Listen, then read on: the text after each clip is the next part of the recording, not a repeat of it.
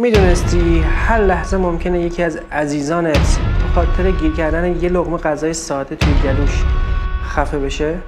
اگه همچین اتفاقی واسه خودت یا یکی از عزیزانت بیفته، آماده ای که بتونی جونشو نشات بدی؟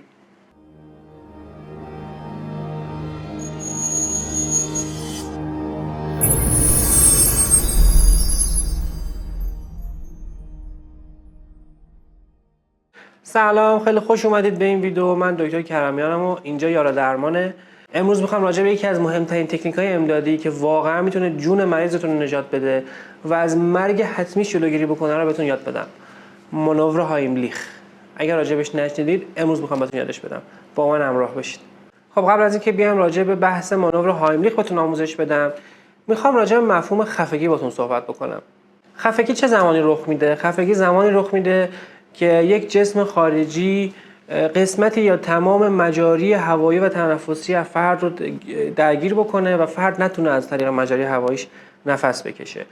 این جسم خارجی میتونه غذا باشه، میتونه هر خوراکی دیگه‌ای باشه، میتونه حتی مخاطات و خلط خود طرف باشه که اون مسیر رو مسدود بکنه و تنفس رو برای فرد دچار مشکل بکنه. فرد داره غذاشو میخوره خیلی ریلکس و آروم، یهو یه تیکه غذا توی گلوش گیر میکنه. اینجا برای ما ثانیه ها مهمن. شما باید در سریع‌ترین زمان ممکن وارد عمل بشید تا بتونید جون فرد رو نجات بدید. اما میخوام قبل از اینکه مانور هایملیخ رو بهتون آموزش بدم، ازتون میخوام لطفاً این ویدیو رو لایک بکنید، کانال ما رو سابسکرایب بکنید، اون زنگوله‌ای کنارش هم فشار بدید که در سریع‌ترین زمان ممکن و قبل از بقیه افراد سلامتی رو به خونه خودتون بیارید. بریم برای آموزش عملی.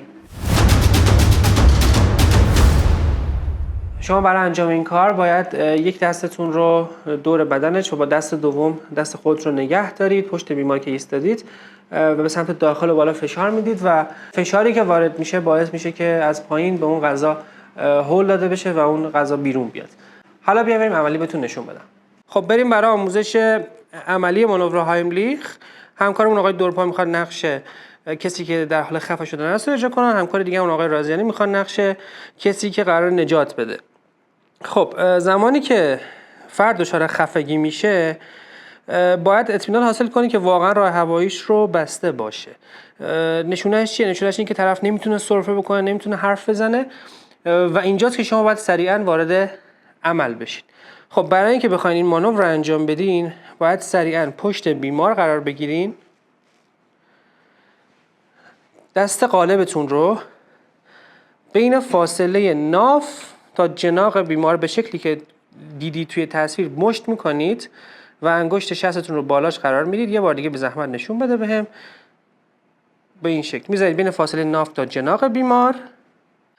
با دست دیگه‌تون دست قالبتون رو محکم میگیرید، قلاب میکنید و به سمت داخل و بالا چندین بار محکم فشار میدید. بچه‌ها به شکل نمادین دارن اجرا میکنن.